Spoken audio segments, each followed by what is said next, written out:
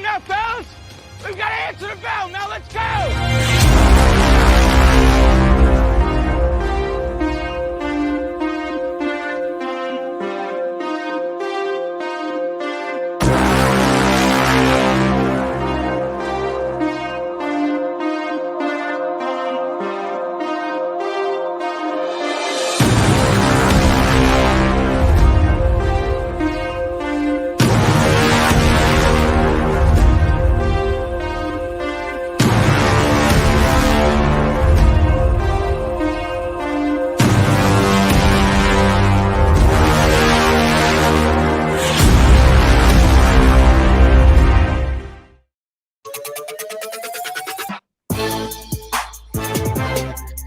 Welcome in. It is Friday here on Main Street Sports today, presented by Mid-Tennessee Bone and Joint, and we've got a fantastic show coming up. Man, what a day it has been. What a day it will be. Mo, I like your Coastal Carolina gear. There, you there? Hello. Hey, Mo, how are you? Hey. Can you hear me? I can. Oh, okay. I like your Coastal Carolina gear, man. Yeah. That was not intentional, but yeah. It's nice. Nice to see. Nice to see. I love a little teal. Love a little teal. Mm-hmm. It's good stuff, man. What's going on with you today? Well, just getting a few things taken care of around the house, trying to get ready for the holidays. Got a ball game tonight, got officiating a few games tomorrow. Just getting ready for the weekend, man. Just grinding. Where are you at tomorrow? I am at Lipscomb Elementary in Brentwood. That sounds fun. Yeah, little kids, I guess. So. Oh well, it's even better. I've got 18-year-olds and it's killing me. It's been 9 and 10-year-old girls for the past couple of weeks, and that's been an experience. So. That one can be tough. Yeah, that's one of the roughest age groups there is, because there are rules in 10U that they didn't have to deal with in 8U, and it can get a little hairy. And there's rules in 10U that you don't have to deal with in 13, 14U. Right. So I mean, it's a different ball game, literally. It's a whole different thing. yeah. So. Well, despite the fact that Justin and I read a traffic report every single morning on Mornings on Main Street, I still decided to go to Spring Hill at lunchtime today, and didn't know if I was going to make it back in time for the show. I did not get back to my house until 1:15.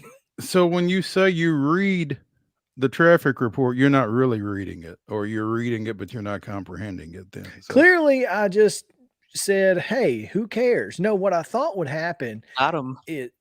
So on the traffic that we show, the coming into Columbia is always like it's red. Like you just stop and go. You can't come. But you can go into Spring Hill from Columbia. Well, what they didn't tell us today is that they were going to be closing one of the only 2 entrances and exits to the crossings in the middle of Christmas shopping. Why would you want those? That would have been nice to know. So finally at 12:53, now I wasn't here for this, but Spring Hill Police consulted with the paving company to reopen the second entrance and move everybody going north on Highway 31. They did this on their own. The paving company did. Closed it and didn't tell anybody in the city. Or ask anybody in the city. Or ask. Just did it. And I was in traffic I was in the parking lot of the crossings for an hour. It was brutal. Well, did you get your shopping done though? Well, I had to go get 3. We've got 2 sick babies. So one of the things that we need is the suction filters for this nose suction thing we have. And the only place that you can get them is either Bye Bye Baby or Target. Well, I thought Spring Hill Target's definitely the better option. Wrong. Should have just went to Franklin. would have been in and out a lot faster.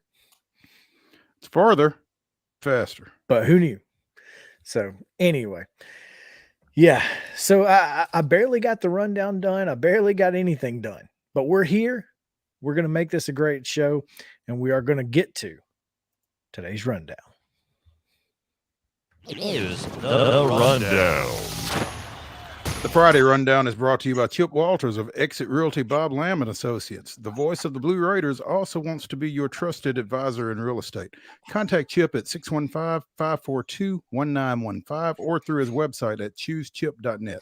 Chip Walters, proud to support youth sports across Middle Tennessee.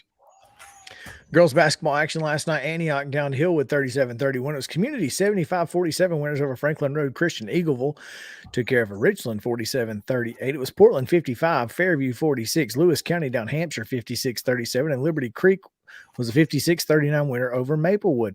Creekwood edged Loretto 55-54, and Clarksville down McGavock 69-27. It was Moore County 56, Culleoka 25, Shelbyville 51, Siegel 44, and Webb School over Clarksville Christian 84-35. In boys action on Thursday night, it was Hillwood defeating Antioch 67-49. Franklin Road Academy with a 74-44 win over Community. Eagleville down Richland 51-39. Fairview 71, Portland 56. Lewis County with the 79-41 win over Hampshire. Loretto defeated Creekwood 58-53. McGavock down Clarksville 65-53. Moore County with a 70-54 win over Culleoka. It was Rockvale 72. Tipton Rosemark 55, and Siegel with the 70-57 win over Shelbyville. Women's basketball action yesterday. Georgetown College down Cumberland 83-62. It was the University of the Cumberlands, a 70-55 winner over the Firehawks of UT Southern. Men's basketball action. Chattanooga spoiled the party at the Glass House 82-73 over Middle Tennessee State. We'll talk about that in just a minute. Georgetown College men upended Cumberland at 67-60, and UT Southern 64-61 winner over the University of the Cumberlands. I want to stay here for just a second, Mo. I don't know. Freed Hardeman upset Thomas More last night. They have won. They are 9-0 now in conference play and are rolling through the conference. So that's a conference game there? Yes. Okay. And it is absolutely insane. They're really, really good. So just if you care, Freed Hardeman, worth the price of admission, go see them. NHL action. The Preds get a point, but they get the loss. Jets 2, Preds 1 in overtime. The Grizzlies absolutely dominated Giannis and the Bucks 142-101. Ja with a triple-double in that one. Gotta love it. There you go. High school basketball action this evening. These are all double headers, all 6 o'clock starts unless otherwise stated. Oh, wait a minute. Brentwood has already defeated Independence 77-16. I assume that's a girls' game? Yes, I'm sorry. Yes, that's a girls' game. Okay. At 3 o'clock, Centennial is at Station Camp. At 4 o'clock, Donaldson Christian is at Battleground Academy.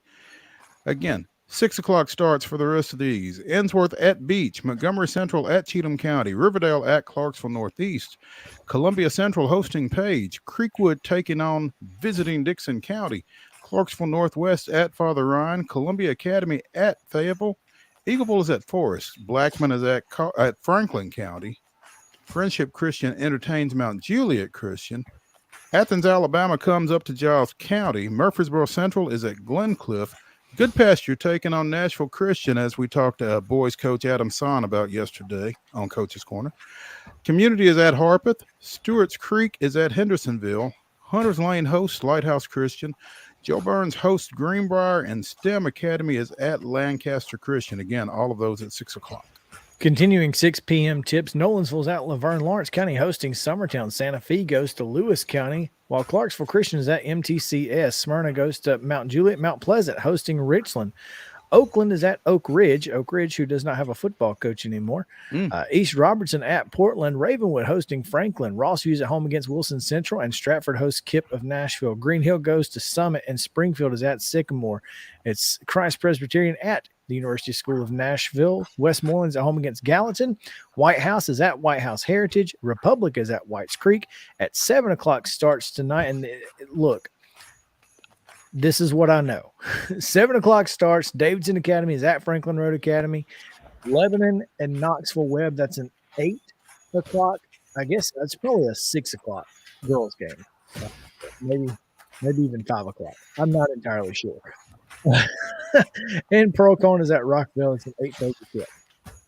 Girls only games at 4 o'clock. Siegel is playing Hillsboro. East Hickman is at Clarksville Academy at 6.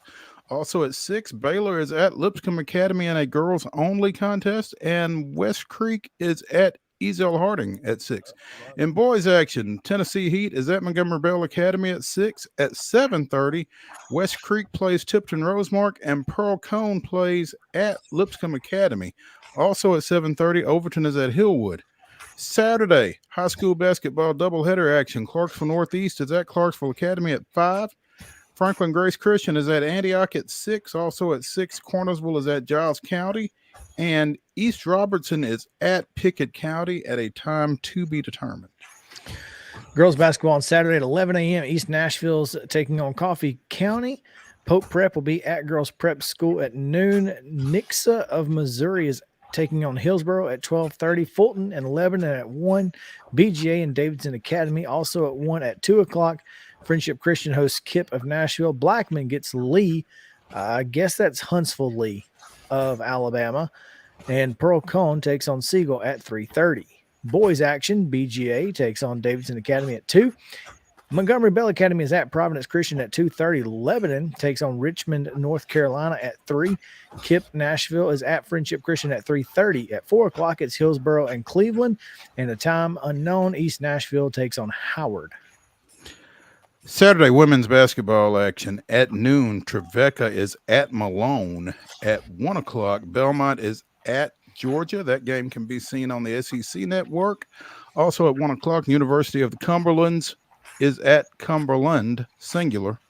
And Georgetown College of Kentucky is at UT Southern at 1. On Sunday, a couple of women's basketball tilts. Tennessee plays at Stanford. That's a 2 o'clock tip on ABC. And at 2 o'clock on the SEC network, Lipscomb is at Vanderbilt at Memorial Gym. Men's basketball action today. Yes. Okay. Austin P is at Murray State. That's a 7 o'clock start on ESPN Plus. Tomorrow, men's action. Bryan College is at Tennessee State at 2 o'clock on ESPN Plus. Trevecca is at Malone at 2. At 3, Lipscomb travels up to Ann Arbor and takes on the Wolverines of Michigan. Also at 3, the University of Cumberland is at Cumberland. That's following the women's game. And the men at UT Southern will follow the women's against Georgetown College. At 9:30, Tennessee will be at Arizona. You can see that one on ESPN2. And Vanderbilt will be at the United Center in Chicago, Illinois, taking on NC State at 9:30 as well. That one is on the CBS Sports Network. Sunday, Belmont travels over to Chattanooga for a 1 p.m. tip against the Mocs on ESPN+. NHL action tonight. Preds are at the Avs. That's 8 p.m. puck drop on Bally Sports South. Grizzlies are at the Thunder. That is tomorrow. 7 p.m. on Bally Sports Southeast. And on Sunday, the Titans are at the Chargers, 3:25 on CBS. And that is your rundown.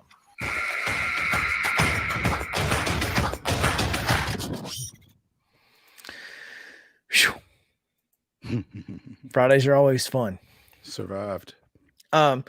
So, Mo, tough night last night for the Blue Raiders. Man, it was tough from the start. Chattanooga shot the leather off the ball. They were up 11-2 early, knocked down 3 threes real quick. And Middle got it back down to 16-11. And next thing you know, it's threatening to be a blowout again. Middle got it back down to 52-50, I think, in the second half, but just never could really get over the hump. And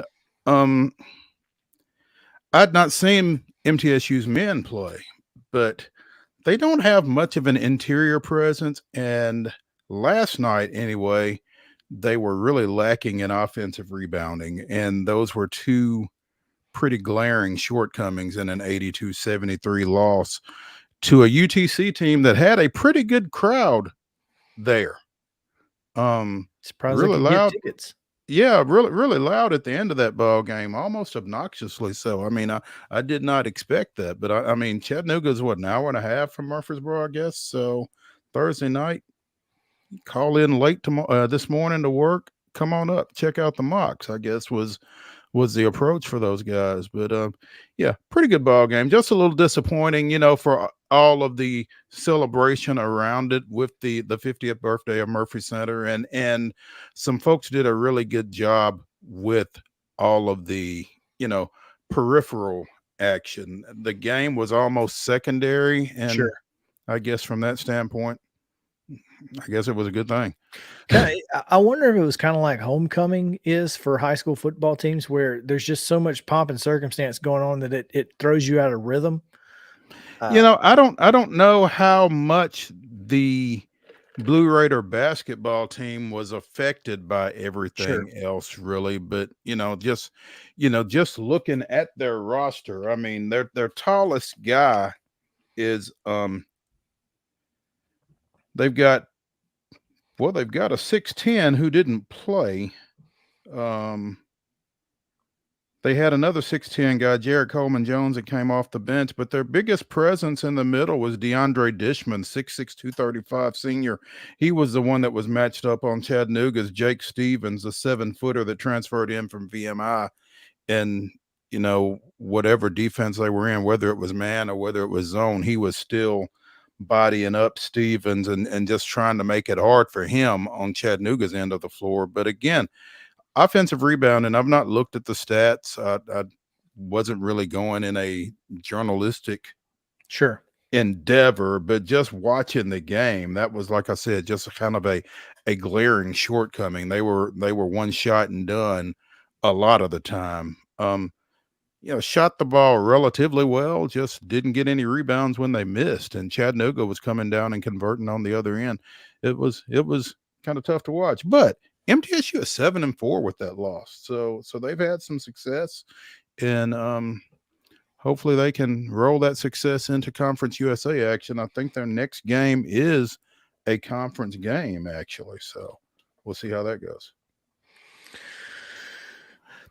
By the way, there is a documentary, Reflections from the Glass House, I think is the name of it, and it's on all of the MTSU social media channels. So be sure and check that out. They showed about a 10-minute trailer of it last night after the game, and I'm sure the rest of it is just as well done as that was. I've not had a chance to see it yet, but really good stuff if you have any kind of connection to MTSU and Murphy Center at all. It is pretty cool. I mean,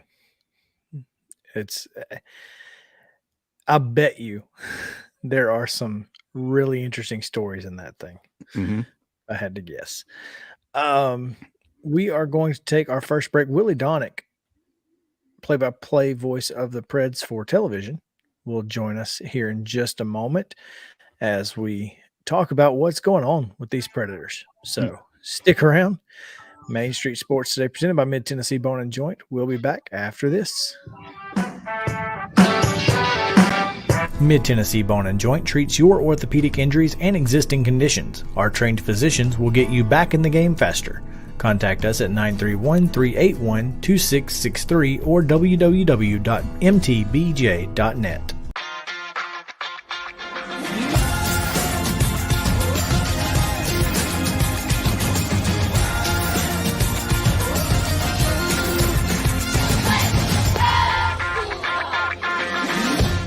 Hey folks, while we take a quick break from the show, I want to tell you about our friends over at Custom Stone Handlers in downtown Columbia. Ed Rich and his team at Custom Stone Handlers believe in leadership. And outside of the military, our greatest leader building platform is sports. Custom Stone Handlers proudly encourages young people to get in the game. You can contact them today at 931-490-4990 or visit CustomStonehandlers.com. Jones & Lang Sporting Goods here in Columbia has been outfitting teams, officials, and anybody else from T-ball to college for 50-plus years. Be sure and check them out at 931-388-8060 or online at jonesandlang.com. Jones & Lang Sporting Goods, the look of a winner. Zion Christian Academy, zioneagles.org or 931-388-5731. You can schedule your appointment. Go tour their campus. It is beautiful over there, and you're definitely going to want to see it. Again, it's zioneagles.org. Give them a call, 931-388-5731, and schedule your tour today. Are you an enthusiastic sports fan? Want to have fun and get in on the action? Heck yes, that'd be awesome. Have great attention to detail? Want to stay active? Definitely. Want to give back to the student athletes in your community? Obviously, yes. Then you'd make an excellent high school sports official. We need more officials in Tennessee, because with no high school officials, there are no high school sports. Sign up today at highschoolofficials.com. Mid-Tennessee Bone and Joint has been the official sports medicine provider for Maury County Schools for more than 40 years. We specialize in orthopedic injuries, and our Ortho Quick walk-in service lets you bypass the ER. Visit us online at www.mtbj.net.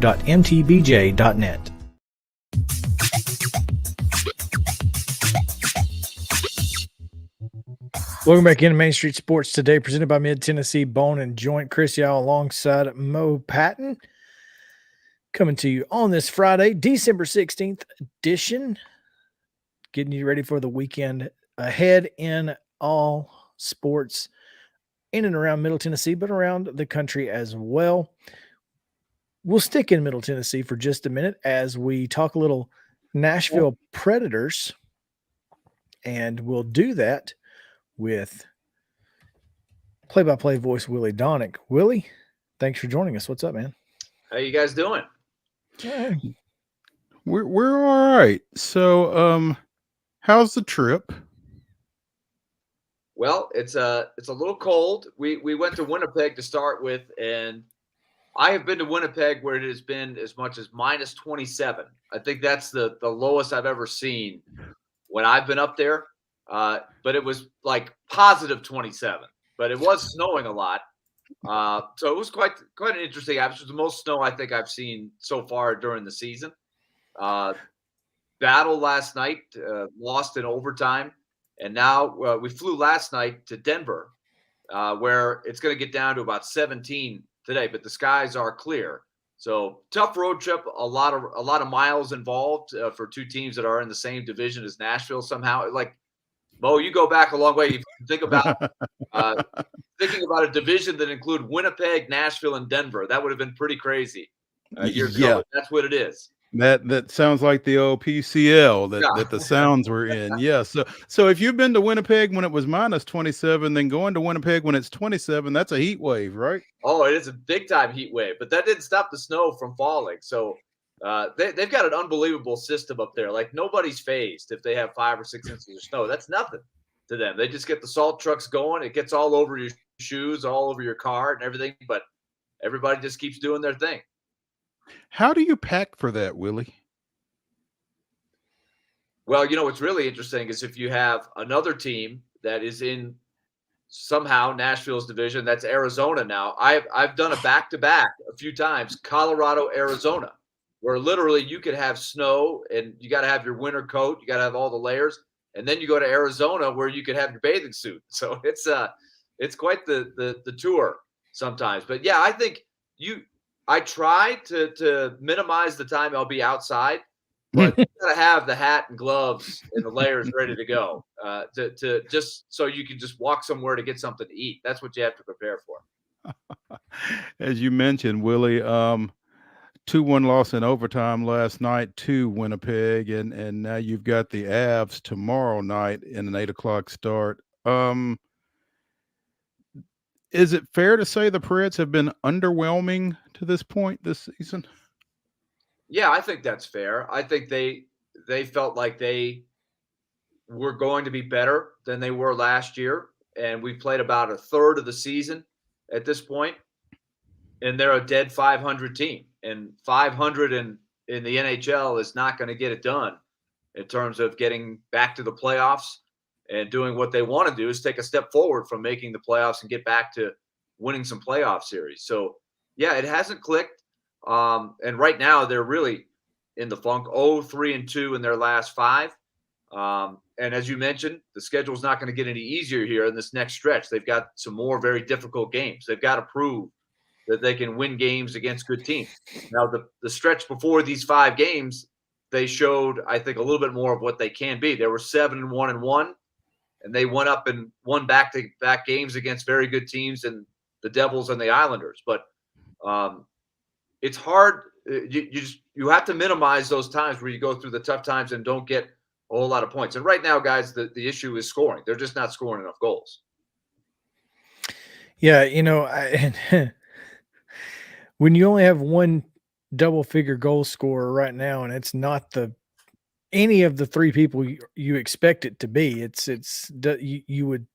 you're just confused as to how this team is even 500, and luckily they are. And my question would be, what is the issue right now with scoring goals? Because I've always, in the last 5 or 6 years, I've always noticed that they just don't play with the puck a lot in their zone. Is that what we're seeing more of this year? Is that why there's not a lot of scoring on the Preds' part? Well, it's not the same thing every night. It was definitely what you're saying last night. They gave up a ton of shots. They were in their own end way too much last night, and only because UC Saros is a superstar goalie did they steal a point. He was just magnificent, and you got to feel for him. His last 2 starts, he's given up 1 goal total in regulation, and he's had overtime losses both times because they were not able to score for him. So it's like a pitcher that just gets no run support. You could have a great ERA, but the 1-loss record doesn't really reflect how well you're playing. He did have a little slump earlier in the season, UC Saros, but I think he's certainly not the problem. I think offensively, you have to start with the power play. That was a big, big source of offense for them last year. And really, they are, to say they're slumping is an understatement at this point. And you can tell right now it's weighing on them when they go on the power play. Not only is it, they haven't had the results, but now you have that mental strain that I think goes with it.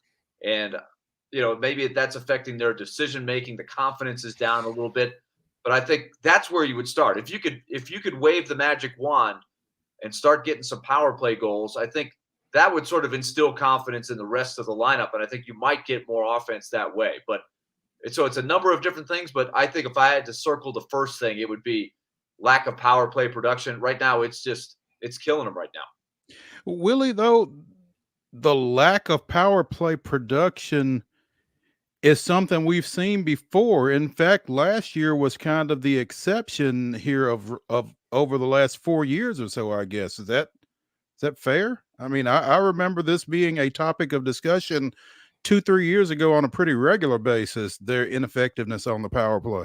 Yeah, it was interesting. They did have a couple of good years where they overcame a not so great power play. I'd have to go back year to year, but certainly the year before last, they had very poor special teams, but they still managed with some good 5-on-5 play to make it to the playoffs. And last year, they really went back to the drawing board. They changed what they were doing. They had essentially the same players, but they changed a few things philosophically, and it really paid huge dividends. This one is a mystery this year. I don't see that they haven't changed. It's the same exact people, same coaches, same approach. So there's different theories as to what's going. But so I'm sure the league looks around at what you're doing and probably scouts a little bit more. And now you've got to evolve and adjust a little bit from that. But I think it just boils down to, in this league, your top players, the ones that you signed to big contracts and pay to score goals, they have to carry you. And Winnipeg's a good example. They didn't have a good year last year, but it's the same guys this year who have been sort of resurgent. And now all of a sudden, Winnipeg's gone from being a team that missed the playoffs last year to a team that looks very, very strong and looks like they're on the way to being a postseason team this year because their star players are performing well. So you go down the list. Has Roman Josi played well? Yeah, I think Roman Josi's played a Roman Josi type of season so far. Maybe not as prolific as last year, but I don't think he's the problem. But Matt Duchene, Philip Forsberg, Ryan Johansson, Mikhail Granlund, those are the guys that have to carry the load. And they know that, and their production right now is off. They're just not driving play the way they did a year ago. And a lot of people thought they might regress a little bit, but I think they've all regressed a little bit too much for everybody's liking. And so that's got to come around in the last 2/3 of the season if they're going to be successful. Okay, so there's one statistic that I'm going to ask you about, and maybe you can help me out here because this seems backwards, and maybe it is. I don't know. But none of the Predators' double-digit points leaders have a positive plus minus. Now, right. In baseball, that would be a bad thing. Is that a bad thing in hockey too? Oh yeah, it's not a good thing. Now, plus minus okay, is a really interesting thing that I think when and as you guys see in all levels of sports now, you try to get layers of stats. Sure. The analytics, the different ways to look at it. I think the plus minus is sort of the old baseball card stat, right? It tells you part of the story, but not the whole story. For example, if you give up, let's say you're trying to come back in a game and you have your best players on the ice, you're down 4-3 and you're trying to score and you give up 2 empty net goals. Well, that's 2 minuses on everybody's plus minus. Mm-hmm. That really is not indicative of the situation there. So those are the kind of things that can affect a plus minus. But what it also tells you, as collectively, the top players aren't outplaying the other team's top players night in and night out, in a very simple terms. And there's a lot of other stats that back that up. So that just means 5-on-5, they haven't been any great shakes either on top of the power play, right? And I do think some of the role players play very hard, and they're doing a nice job of pulling their weight some. It'd be nice if they chipped in with a few more goals here and there, but it comes back to the top players. I think have to drive play. They have to be the reason you win. Even on nights maybe they don't score all the goals. If they're playing in the other team's end and they're setting everybody up, they're getting a lot of shots and chances. Eventually, good things are going to happen. Speaking with Willie Donick here, play-by-play voice of the Nashville Predators. And Willie, let's talk a little bit about these recent roster moves. Obviously, David Poile has had some he's been on the hot seat for, in the fans' eyes, at least for a couple of years. And, obviously when you let a guy like Tolvanen go, hoping that he might clear waivers and you're able to get him back, that didn't happen. And now you're without a former high draft pick, a guy that you really thought was going to be a part of the future of this franchise. And he's gone. Is this something that maybe we're seeing some panic from the Preds front office? Well, there was not really a panic move with Tolvanen there. I think there's no question with the team struggling, the fans are definitely very passionate, frustrated, and rightfully so. And I think when a move like Tolvanen is made, there's a lot of layers to it. They had 3 players go out on one day, and so they were really depleted defensively. They had to call up a couple of players. They also had Michael McCarron at the same time go into the player assistance program. So that put them under the gun roster-wise. They had to call up some defensemen. And so that put the salary cap into a little bit of a strain. And they had some tough decisions to make. They had different things they could have done, but that's where they opted to put Eeli Tolvanen on waivers. Now, Tolvanen had been scratched for, 8, 9, 10 straight games. And so he really was not a guy that had been helping him at the time. They didn't want to make a move on other players that had been contributing more. So it was a very tough set of circumstances. But you look at Eeli Tolvanen in 135 games he played. I think he had a lot of chances to turn into the player that everybody hoped that he would be. And Eeli Tolvanen is a good guy. And maybe it's the old thing, a change of scenery will help him, and maybe he'll find a good home in Seattle. And down the road, that will be a move that'll be really tough. But I think they felt like they were willing to part with him if if that's what happened, I think they knew there was a pretty good chance when they put him on waivers that he would be claimed by somebody. But that they felt like that was the best option of all the options they had in the short term and the long term. But time will tell. And they've got Milwaukee, who's playing really well. And I think, quite honestly, there were some other prospects that they have down there that have sort of passed Tolvanen on the depth chart a little bit in terms of where they see it down the road. But we'll see if Tolvanen bounces back and does a good thing in Seattle. But I just do think he was given a lot of opportunities to shine. I don't think they held him back. I think they desperately wanted him to blossom and be the player that they hoped he would be, but it just didn't happen for some reason. I don't think, like you said, I don't think they wanted to do it. I think they would have been glad to hold on to him a little bit more had it not been for these injuries, but their hand was forced a little bit. Willie Donick, the television play-by-play voice of the Nashville Predators, joining us here on Main Street Sports Today, presented by Mid-Tennessee Bone and Joint. Willie, Chris kind of spoke a little bit to David Poile, having been on the hot seat here for some time. There have been some lists circulating throughout various hockey publications, I guess, here over the start of the season that use that same reference to John Hines. I mean, do you feel like this start puts him in danger? I mean, this is clearly a franchise that doesn't mind making a midseason move at the coaching position.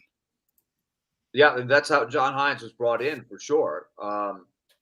I think it's just like any other sport. I think when things aren't going well and you go through tough times, a lot of times it falls on the coach, especially when the old saying is you can't fire the team. And especially in hockey, in baseball is the same way. You're committed. The contracts are guaranteed. And with the salary cap, especially, even if you wanted to start wheeling and dealing and making a bunch of moves to retool your team, it's hard to find trade partners because everybody's up against the cap. Everybody also has guaranteed contracts tied into players. So it's really about, can you get the most out of Forsberg, Johansson, Duchesne, the highest paid players on the team who have been sort of up and down, right? Enigmatic. When it was right last year, they were a pretty good team. And I would love to have seen them in the postseason with a healthy UC Saros. But we'll never know what was going to happen there. But this year, what everybody feared was a little bit of regression, and that's happened. And so it's natural that the coaches are going to feel some heat there. So I do think the criticism is going to happen until they can find a way out of this thing. So what's going to be done? I don't know. Some organizations are a lot more patient than others.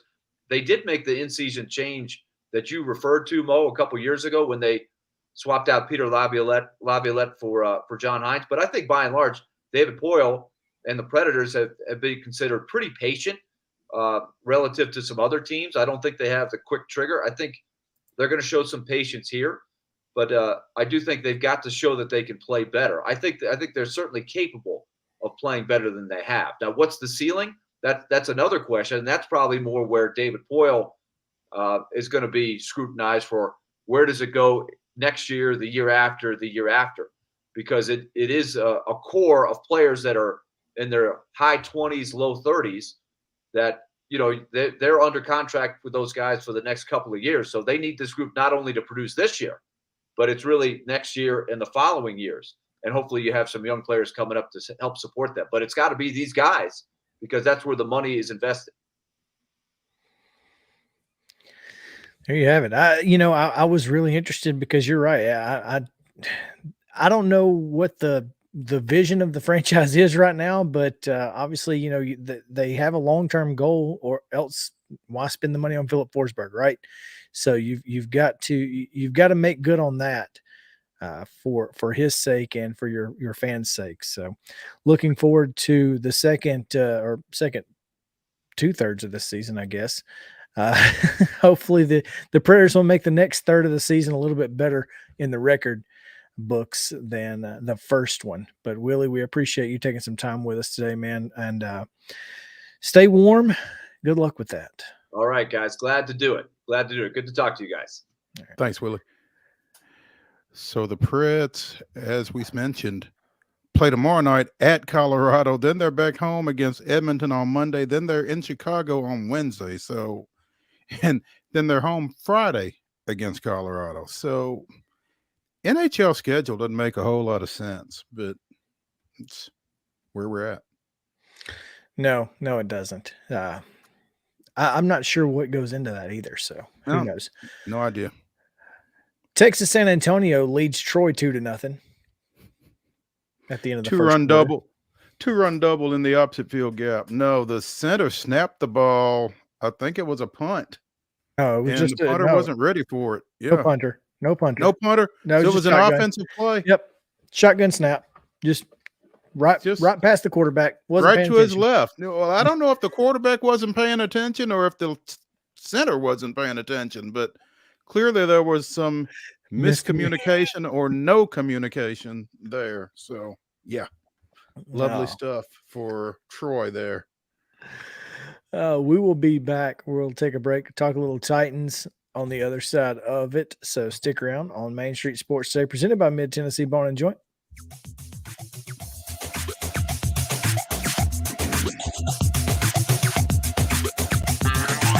This is Chris Yao with Main Street Sports Today. Every show, Mo Patton and I welcome friends from all across the sports landscape, from high school coaches and reporters to national, college, and pro sports personalities. You never know who might stop by for a chat. AP Tennessee sports editor, three-time Tennessee Sports Writer of the Year 2020 TSSAA Hall of Famer. She covers the Titans, the Predators, the Grizzlies, college football, and hoops. Please make welcome Teresa Walker. Former University of Tennessee, former Team USA Olympian, ex-Cy Young Award winner, R.A. Dickey. R.A., did I miss anything? Man, that was sweet. Yeah, I need to listen to that before I go to bed every night. That was nice. Has 5 sports Emmys. That's not bad for the other guy in Wham, Ryan McGee. The other guy in Wham married the best looking girl, Bananarama. So the other guy in Wham had a pretty good life. From preps to pros, we're taking on the sports topics you care about. Tune in across Main Street Media social platforms at 2 p.m. or on demand on your podcast distribution platform of choice.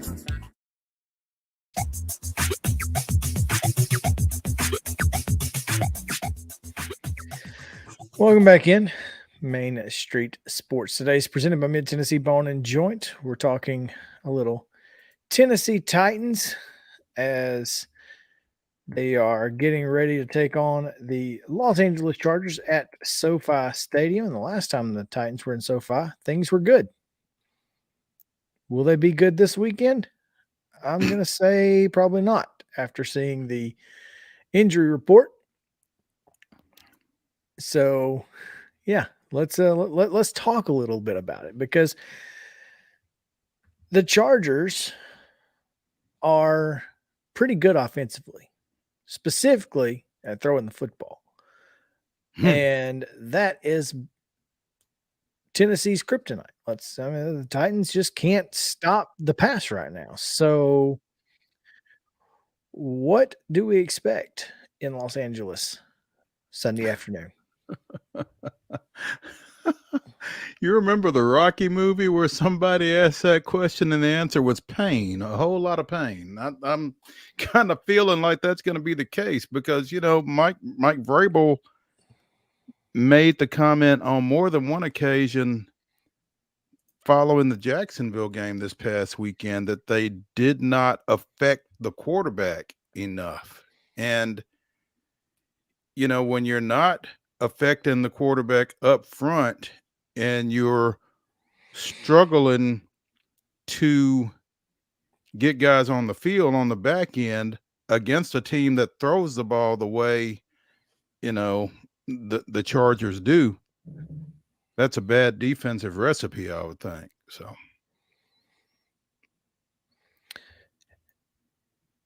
You get the news that Danico Autry is out, Amani Hooker is out, Christian Fulton is out.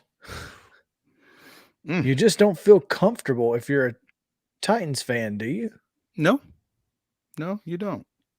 Yeah, and I mean, it might be one of those situations, or you'd like for it to be one of those situations where your best defense would be your offense, and maybe this is a Derrick Henry 30 carry ball game, but that puts the pressure on this offensive line to produce, and That's been a 50-50 proposition at best throughout the season. I asked Justin this question this morning. On a scale of 1 to 10, how excited are you to watch this game? You asking me? Yep. What was Justin's response? I'd like to change my response because I thought Autry was playing. I was at a 6. I'm now at a 2.5. You thought who was playing? I thought Autry was gonna. Okay. You're at a 2.5 from a 6. That's where I currently stand. Yes. That's funny. What was your response, Chris? I didn't have one, but no, I'm sorry. 4. 4 is where I was. So Justin's at 2.5 now. You're at 4. When you asked the question, my thought was 3. And that's about where I'm at. I'm looking at a tweet right now from @Mike Herndon NFL. Titans will have 7 starters out on defense on Sunday, but plus their best left tackle and best wide receiver. Yeah, I'm a solid 3. And I got Christmas shopping to do, man. Shoot. And honestly, that's what I mean, I am not upset that I'll be refereeing during this game. You're working Sunday? No, it's Sunday. That's Sunday. Just kidding. No, I'm not upset that I'll be doing Christmas shopping on Sunday. I mean, I'll check on it. I've got the Direct TV app. If I decide to punish myself in that way, I mean, but I can check Twitter and get a pretty good feel for what's going on and spare myself the play-by-play agony of it. I don't. It's tough to feel very confident about this ball game with this team as they're currently constructed. Now, here's the real question. As you look at the standings in the AFC, Tennessee is 2 games, really 1.5 because you don't have the tiebreaker over Jacksonville right now, but 2 games ahead of Jacksonville, who's 5-8. Now, Jacksonville's playing much better as of late. Okay. Much better than they have, or much better than you are? Both. Well, they're 3-2 in their last 5. Mm-hmm. The Titans are 0-5 in their last 5. Now they've got. That's not right, is it? The Titans have not. They were 7-3, and now they're right? 7 They're 7-6 right now. Yeah. Okay. So what? 3 and either way, it's bad enough. That's what it feels like, to say the least. Anyway, they've got the Cowboys, who I'm not sure the Jacksonville can beat, but who knows? The Jets, I guess that depends on who their quarterback is. This week it's Zach Wilson. Under duress. Yeah. By the way. Yeah. It's Zach Wilson because it has to be, not because they want it to be. Correct. They go to Houston, and then they close the season out with the Titans. You can't count any of those games as an automatic. As an automatic loss? No. Either. You can't count any of them as an automatic win, the point. For Jacksonville? Certainly not, but I don't think you can count them as a loss either because they're playing pretty good.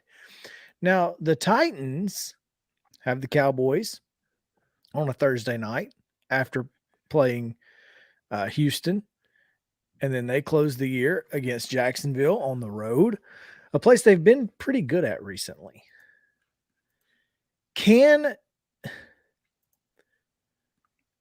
I think it's possible that the Titans could lose out and still win the division.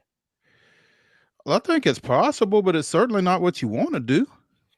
I mean, you got 4 games left. I mean, if you lose out, and you've already lost, 3 in a row? You're taking a 7-game losing streak into the playoffs? That's as backing in as anybody has ever backed in. And then, but you're going to get a home game. Not only do you get a home game, Mo, but the unfortunate part is you've pretty well screwed your draft pick up. Well, if Todd McShay knows anything at all, and I don't think he does, then it's just as well. So, I mean, well, that's another story for another day. But yeah, you've messed up your draft status, and you've lost 6 or 7 straight going into the postseason under that scenario. I don't think that's going to happen. I mean, again, you've got to go to Jacksonville, and you've still got Houston on the schedule. Yeah. And Houston is 1-11-1. So you feel like you should probably be able to win that game now. Jacksonville was 4-8. Yeah, but again, Jacksonville's been playing really good, and Trevor Lawrence specifically has been playing really well over the last 5 weeks. And again, like we just said, the passing game is that's the Achilles kryptonite heel. Yep, for this of the Titans defense. So yeah, I think that's and that's what you're gonna, we're gonna see some issues against Dallas on that Thursday night. If the Titans end up going 9-8, win the division, and have to pick 22nd or 20th or whatever it is that absolute worst case scenario? I don't know if it's worst case scenario, but it's pretty bad. Wouldn't you rather not win the division if you're going to only win 7 or 8 games and get to pick 13th?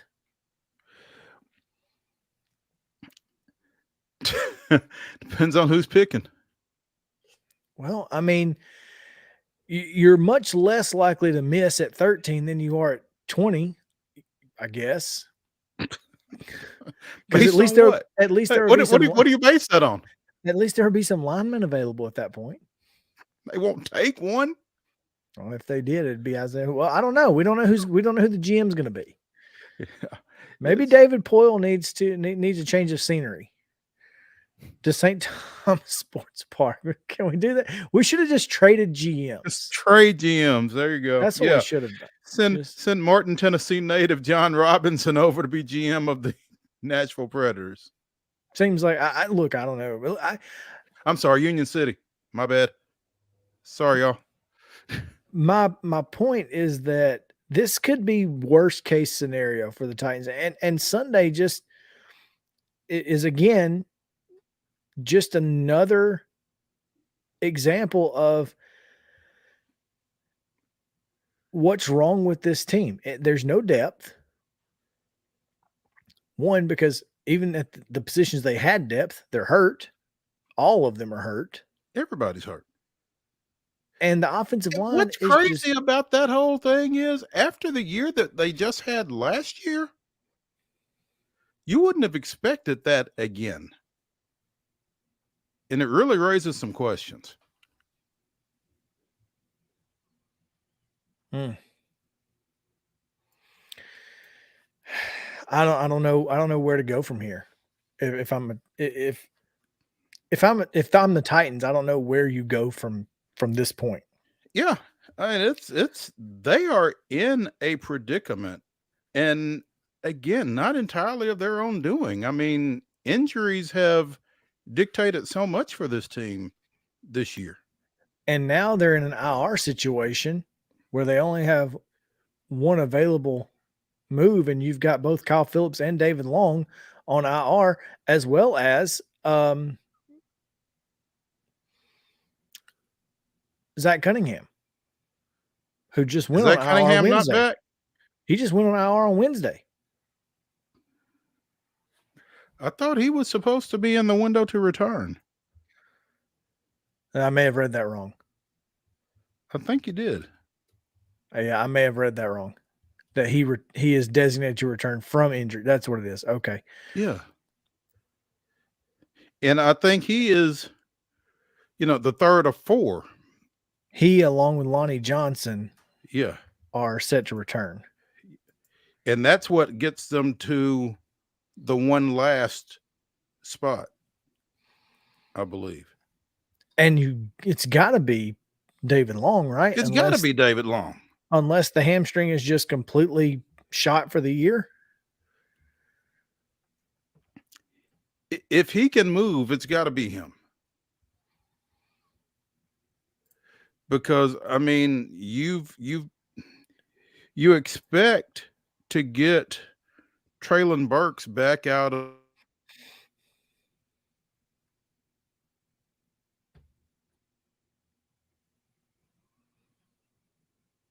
on himself to be indispensable to me. Burks. Sorry, you cut out. Yeah, I mean, it's Burks is in the protocol, right? Yes. But he's not on IR. So, I mean, he's going to get back. Correct. I mean, it would be more important to me to have David Long back at linebacker than to have Kyle Phillips back at receiver, because you can piece receiver together, I think, once Burks is back.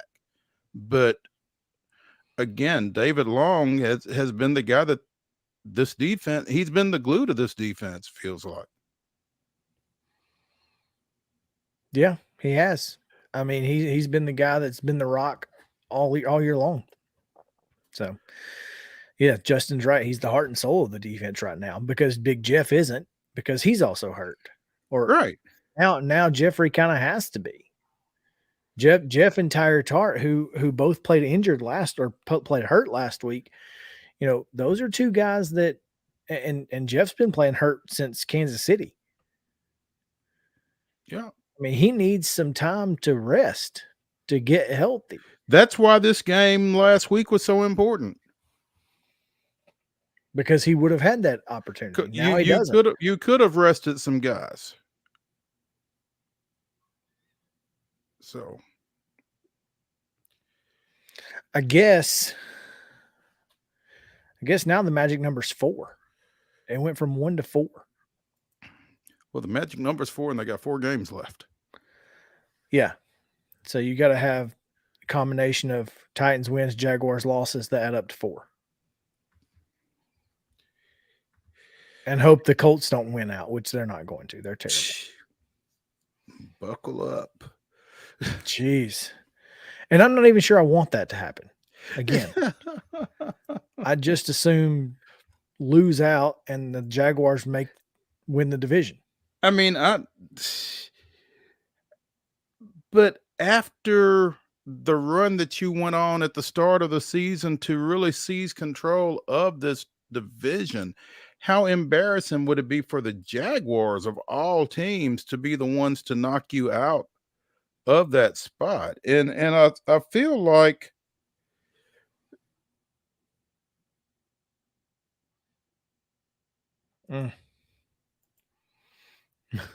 Mo keeps cutting in and out, Justin. Face. There he is. All we got was I feel like, man, I'm sorry. Skip it. Just okay. So I have a question for you. Well, hopefully I'll be able to answer it. A to Z Sports Nashville reporting that Dylan Radins is getting work at left tackle. Yes, please. Can't be any worse, right? Exactly. Mike Herndon, who works for PaulKaharski.com, I think, said, how annoying would it be if Radins turns out to be good at left tackle and we spent 3/4 of the season getting Tannehill killed for no good reason?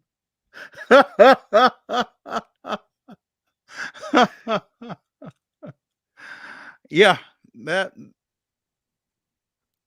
that's a valid question. I don't know. Wouldn't that be nuts? Just you are so Titans if? Yes. Yes, that's exactly. I mean, only the Titans, right? Mm-hmm. Mm-hmm. Oh, anyway. Could you imagine? No, I can't. Can't imagine, because it would just make me very angry. Just start throwing stuff against the wall and seeing what sticks. I mean, move some folks around. Clearly what you're doing isn't working. You got to figure out some kind of way to get a consistent run in the game. Yeah. Because you don't have enough receivers that are really capable of playing at this level. So you got to be able to run the ball as you are put together right now. Someone suggested last night trading Derrick Henry while you can. I'm like, who else would want him? Nobody else in the league does what the Titans do. You know what I mean? Like, how many other teams would be able to utilize Derrick Henry the way the Titans utilize Derrick Henry? Or would be willing to utilize Derrick Henry the way that the Titans do? I think that's the question. Mm-hmm. I don't know who it would be. So maybe the Saints. Oh, I know who we'd go to. The Falcons. That's where all the other old Titans go to. Thanks, Arthur. Appreciate you. Anyway, let's take a full break here, Justin, and when we come back, we'll talk a little college football and we'll make some picks. Got a couple things I want to get to in college football before we get to those picks, so stick around. Main Street Sports Today, presented by Mid-Tennessee Bone and Joints, back after this.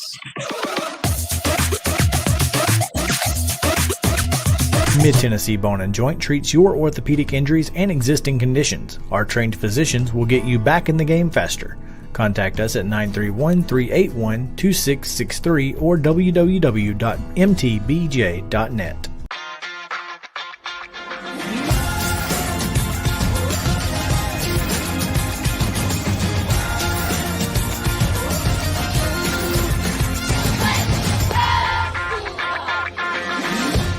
Hey folks, while we take a quick break from the show, I want to tell you about our friends over at Custom Stone Handlers in downtown Columbia. Ed Rich and his team at Custom Stone Handlers believe in leadership. And outside of the military, our greatest leader building platform is sports. Custom Stone Handlers proudly encourages young people to get in the game. You can contact them today at 931-490-4990 or visit CustomStonehandlers.com. Jones & Lang Sporting Goods here in Columbia has been outfitting teams, officials, and anybody else from T-ball to college for 50-plus years. Be sure and check them out at 931-388-8060 or online at jonesandlang.com. Jones & Lang Sporting Goods, the look of a winner. Zion Christian Academy, ZionEagles.org or 931-388-5731. You can schedule your appointment. Go tour their campus. It is beautiful over there, and you're definitely going to want to see it. Again, it's ZionEagles.org. Give them a call, 931-388-5731, and schedule your tour today. A game without a crowd is just a scrimmage. A performance without an audience is just a rehearsal. Without your presence, high school sports and the performing arts aren't possible. Ensure that these essential extracurricular activities continue to enrich the lives of students in Tennessee. Purchase a ticket to your local high school's game or performance. This message presented by the TSSAA. Mid-Tennessee Bone and Joint has been the official sports medicine provider for Maury County schools for more than 40 years. We specialize in orthopedic injuries, and our Ortho Quick walk-in service lets you bypass the ER.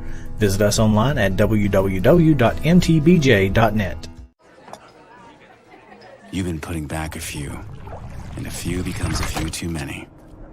For a moment, you think about calling for a ride. Nah, you live nearby. What's the worst that can happen?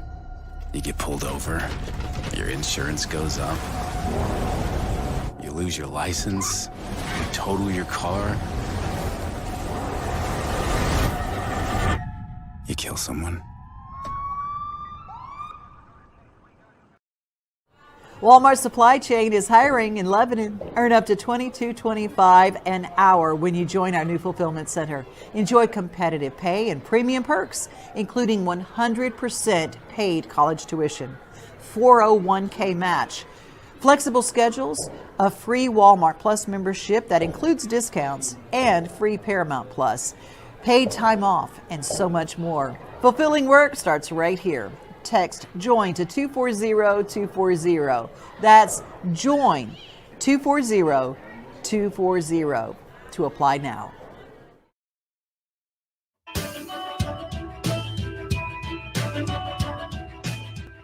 Welcome back in Main Street Sports Today, presented by Mid-Tennessee Bone and Joint. Chance Fitzgerald Nolensville wide receiver, has committed to play his college football for the Hokies of Virginia Tech. He told Tyler Palmatier, they throw the ball, they just need some guys, and I hope I can be one of those guys. He can catch it. I saw him against Page in the playoffs, and that was the only opportunity I had to see him this year, but he's impressive, man. I like him. So congratulations to him. Good luck in Blacksburg. Couple things, Mo, college football wise. Pete Thamel reporting that Will Anderson Jr. and Bryce Young will play in the Sugar Bowl for the Alabama Crimson Tide. Okay, good for them. And last year, a quarterback that chose to play in the Sugar Bowl for an SEC team didn't go so well. If you'll recall, that is when Ole Miss quarterback Matt Corral was injured. Mm-hmm. So just throwing that out there. Yeah, well, let's not put that in the universe. I mean, you see why, like you said, these guys do choose to opt out, and I don't have a problem with it. I mean, I saw another old man screaming at clouds. I hate when guys opt out, blah, blah, blah. Yeah, well, you don't have on the line what those kids have on the line, and I don't fault anybody that chooses not to play. And I don't fault anybody that chooses to play. I mean, it's a personal decision, and those folks should be able to make it without listening to a bunch of folks who never put that kind of money on the line. Yeah, I don't know. I have thoughts on opting out. Well, of course you do. I think there are some good. I think there are good arguments for it. I think there are good arguments against it. I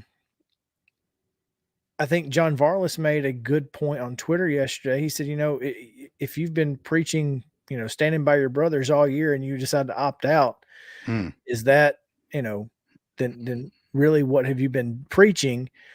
And someone made the coach comment, and it's a good argument. Coaches can just leave whenever. How about this? If your coach leaves before the bowl, then everyone on the team can opt out. Anyone can opt out. How about just it's each individual's decision what to do, and if they come across looking hypocritical, then they come across looking hypocritical, but it's still their call. Well, I'm just saying the answer to that argument of coaches is, okay, well then, if the coach leaves, then fine. I'm fine with them opting out. If you're against opt-outs, then, you got to kind of give a little to get a little, I guess. It's just interesting because, it's never going to stop. Well, the starting is what I think is just weird. Like how it just randomly started. Why was this never a thing before? I wonder who the first. It was a kid from LSU. Was it a kid from LSU? For some reason, I wanted to think it was Christian McCaffrey at Stanford. Oh, it might have been. I don't know. But it just came out of nowhere. And then it just. And suddenly it became a thing. We're both right, Chris. Christian McCaffrey and Leonard Fournette. That's it. Leonard Fournette. I remember it just being so weird. You're like, Fournette's not going to play in the bowl. And then next thing you know, and look, I don't blame those kids for making that decision. It is just interesting how it was never a thought before then. What was that? What, 2016, 17? 18. Okay. 4 years. This is the 5th year, I guess. That is weird. Well, wait a minute. I'm misreading. I'm looking at a Dennis Dodd article from December of 2018, and he says 2 years ago. So yes, it was 16. Okay. Goodness gracious. That being said, Alabama's good. Heck, Alabama has no excuse now. They have to win this game. I do believe with Will Anderson and Bryce Young, they will win this game. Thank you. Number 2, before we get into any picks, Have you seen this Pete Thamel article from today that I had not seen anything about this? In 2019, Donald Trump put a rule in place that allowed service academy football players and other athletes to ask for a waiver if they were going to be drafted to play professional sports before their active duty requirements were filled. That rule is gone away, undone if the president signs Section 553 of the National Defense Authorization Act, passed the Senate on Thursday and is headed to Biden's desk, stating an agreement by a cadet or midshipman to play professional sport constitutes a breach of service obligation. Which means a cadet may not obtain employment, including as a professional athlete, until after completing the cadet's commissioned service obligation. That obligation is, according to Army, 5 years of active duty and 3 years of individual ready reserve. 8 years. The reason that this is a problem is because Andre Carter was a first-round projection. Linebacker from Army. Mm-hmm. And none of these kids will get any legacy grandfathered in, anything like that. If you're there, you got to finish it out.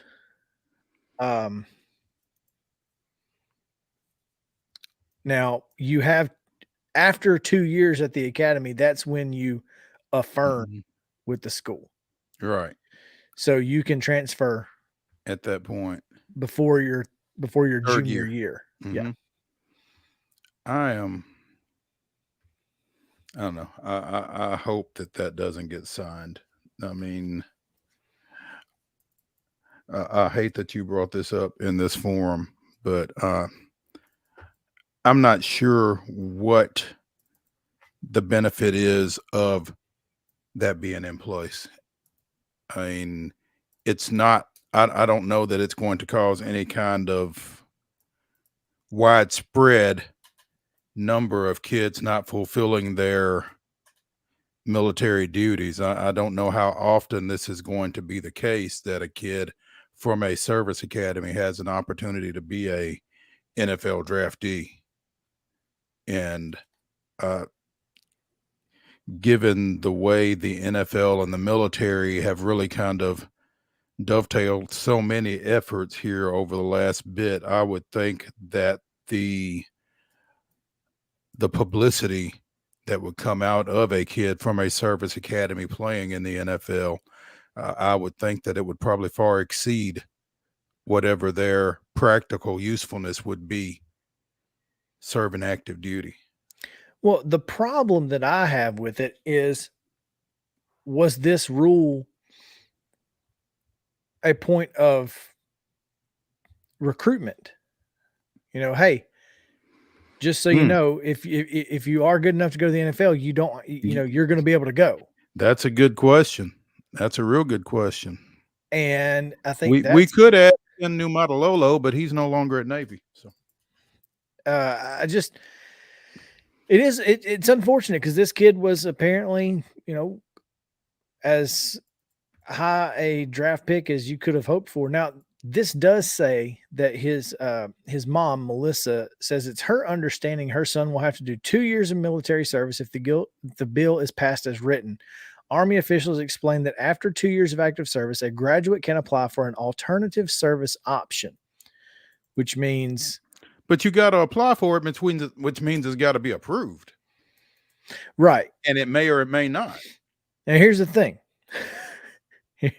Here's what you get out of this, okay? If he goes back on it and doesn't do it, then he has to pay the tuition and he cannot graduate. But if you're a first-round draft pick, the tuition ain't going to be a problem.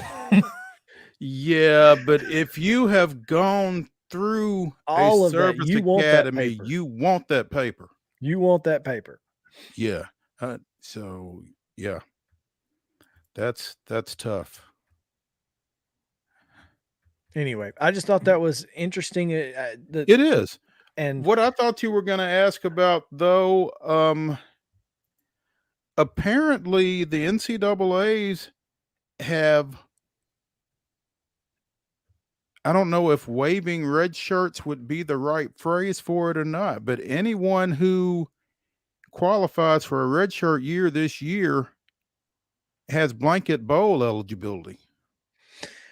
Yes. So I've seen this, and it's been talked about for a couple years now. I know that Joel Klatt had spoke about it on his podcast earlier this week. He said, that's one way to really help with the opt-outs is, you've got guys who it doesn't count towards your eligibility either way. Right. Nicole Auerbach of The Athletic tweeted earlier this afternoon, the NCAA has issued a one-time blanket waiver to allow FBS players who are redshirting to play in the postseason without counting against the 4-game limit. The waiver is for games taking place after December 15th, 2022, which was yesterday. Your boy Cole Kublik first reported it. Goes on to say this should help rosters dealing with players opting out of bowl games and or hopping into the portal. So that's a thing. All right. That's a thing. Yeah. It's good. I think it's a positive. It is a positive. I do too. No reason a bowl game should count against your eligibility. Zero reason for that. All right. Well, we've got 10 games to pick. We'll pick games up going up to Wednesday. We'll pick on Wednesday because that's 10 games. So we don't have time to pick more than 10. It's a nice round number. It is a nice round number, at least on the back end. I almost picked 8 because that is apparently how high my daughter can count. She has been counting to 8 all day long today. I thought you said she was counting to 6. She was. So apparently she has learned 7 and 8. Okay. But she can't use the V sound, so it's sessin. It's sessin. It's sick and sessin. Leave her alone. I love it. Look, I'm genuinely in love with it. It's hilarious. I'm like, so I look up at, you remember I asked you what the benchmark for that, like what's the benchmark for a 2-year-old? A 2-year-old should be able to count to 2. So she's far exceeding that. Yes. So who should be able to count to 8 then? I guess after you're 3 or 4. Wow. Okay. Well, speaking personally, mine was just a couple months ago. I feel you. All right, let's get into it. We start with tomorrow's games, 10 o'clock Central Time. They're going to have a big old keg of nails in Fenway for the Wasabi Fenway Bowl. And it's the... Did you say the Wasabi Fenway Bowl? That's right. Wasabi. Wasabi. That's the difference between our generation and his, Mo. What was y'all's?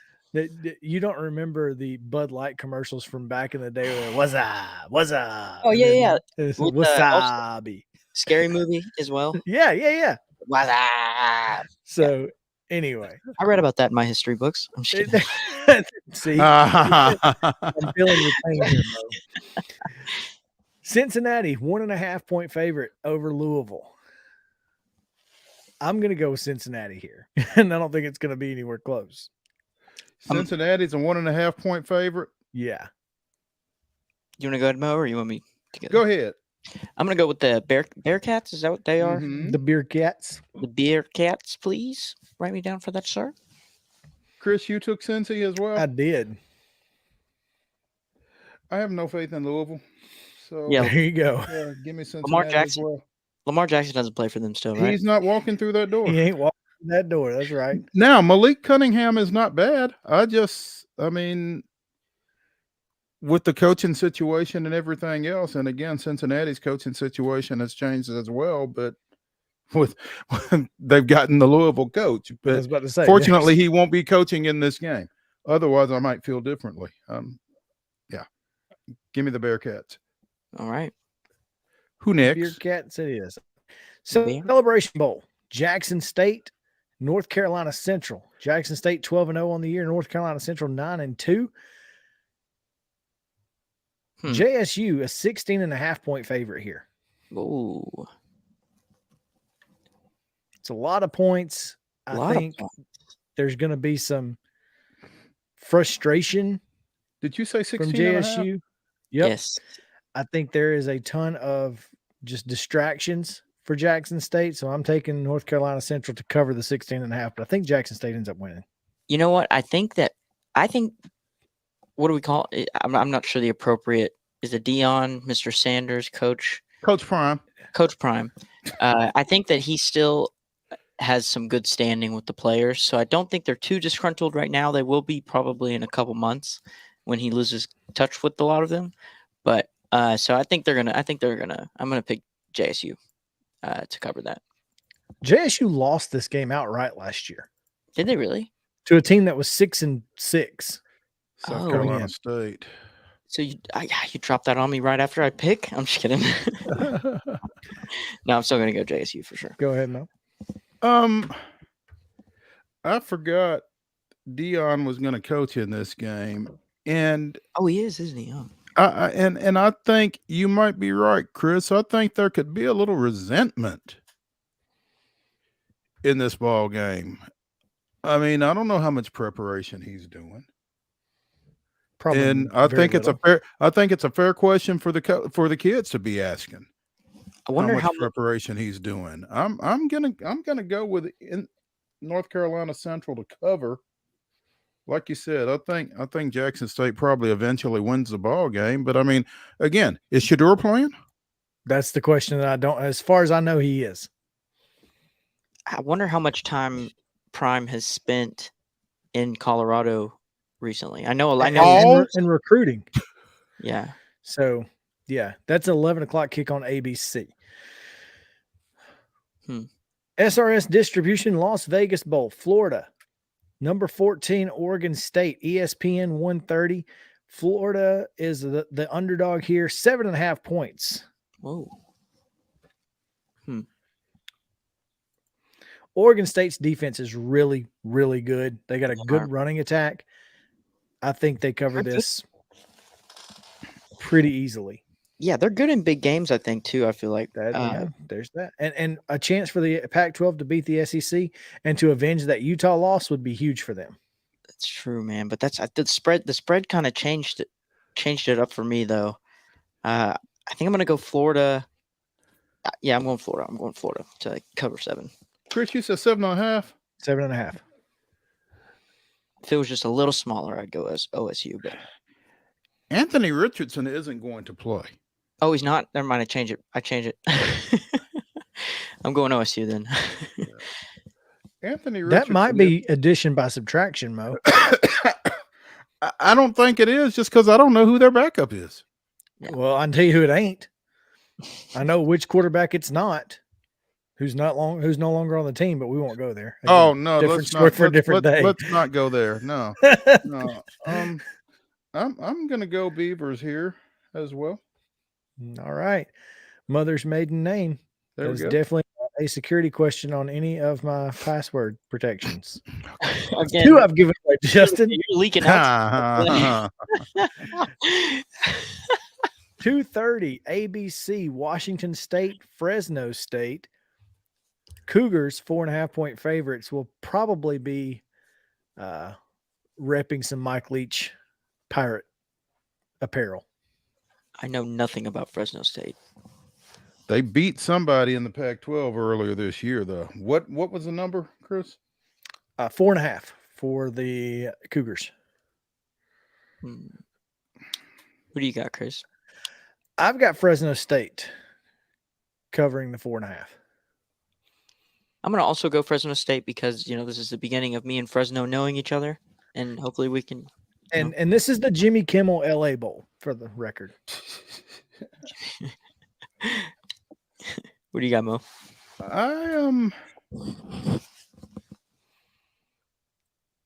I don't like the way that we are in such alignment, but I think Fresno State certainly covers and possibly wins outright.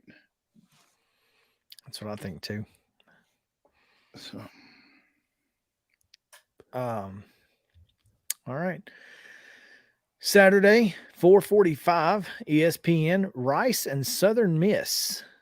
Okay. An old Conference USA rivalry renewed in the Lending Tree Bowl. Southern Miss 4.5-point favorites. Rice, a bowl eligible team by virtue of their APR. There you go. I am. Let me preface this by saying this is a game I will not be watching. I was going to say zero interest in this. Zero. This much interest. Zero. None. Zero. Zilch. I hope they just go out there and do their best. I hope both teams have fun. Yeah. I mean, my only interest in this will be to see whether my pick plays out or not. Right, and I'm going to pick USM to cover. I'll go Southern Miss as well. I've got Southern Miss. New Mexico Bowl, SMU, BYU, the acronym bowl. Pony Express. The Pony Express versus the Mighty Mormons. The Mighty Mormons are favored by how much? They are not. They are 2.5-point dogs. Oh, goodness. Give me BYU. 6:30 on ABC, and I'm with BYU too. I'm going to go SMU just because I know, that 30 for 30 that I really like about cheating. Eric Dickerson and Craig James ain't walking through that door, Joe. Yeah, exactly. I don't know how much help they'd be even if they did. If they did. Let's go Bowl. North Texas and Boise State. Boise State 4.5-point favorites here. I think this is Boise by a mile. I'm going to agree with that. 4.5-point favorite. Yep. Yeah. I'm going with the Bluefield people. Don't y'all have something? Y'all have a witty thing to say about their Bluefield? Don't? What is it called?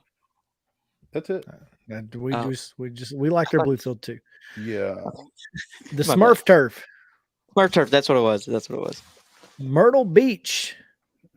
The Thundering Herd of Marshall and the Yukon Huskies. Oh, goodness gracious.